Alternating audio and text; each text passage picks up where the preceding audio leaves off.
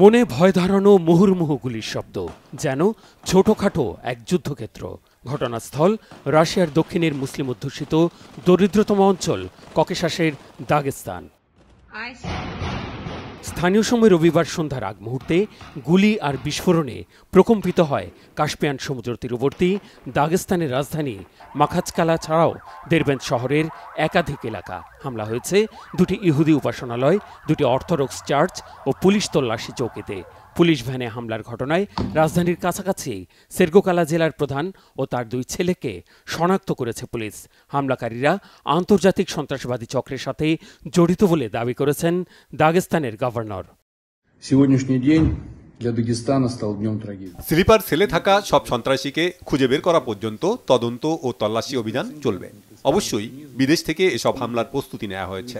প্রিয় দাগেস্তানবাসী, প্রজাতন্ত্রের প্রিয় অতিথিরা, আপনারা শান্ত থাকুন।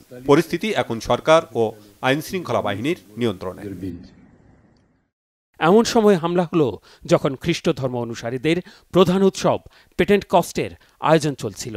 সান্ধ্য প্রার্থনা শেষে আক্রান্ত হয় মাখাচকালার একটি ইহুদি উপাসনালয়। প্রথম ধাক্কায় গুলিতে ঝাঁঝরা হন নিরাপত্তার দায়িত্বে থাকা পুলিশের 6 সদস্য। গলা কেটে হত্যা করা হয় দেরবেন্তে 40 বছর সিনাগগের দায়িত্বে থাকা 66 বছর বয়সী ধর্মযাজক নিকোলাই কোটেলনিকোভকে। মলটোভ ককটেল ছুড়ে আগুন দেয়া হয় দেরবেন্তের সিনাগগে। দাগেস্তান ও পুরো দেশের জন্য এটা খুবই দুঃখের দিন। রাজধানীর উপাসনালয় লক্ষ্য করে নজিরবিহীন বর্বরতা ও সন্ত্রাসী হামলা হয়েছে। আমরা বুঝতে পারছি এসব সন্ত্রাসী হামলার পেছনে কোন সংগঠন জড়িত এবং তারা কোন লক্ষ্য পূরণে হামলা চালিয়েছে।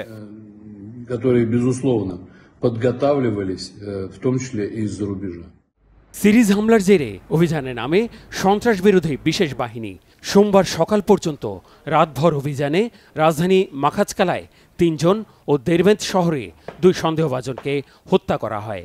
গাজায় ইসরায়েলের বর্বর অভিযান শুরুর পর গত অক্টোবরে ওই অঞ্চলে ইহুদি বিদ্বেষ ছড়িয়ে পড়ে।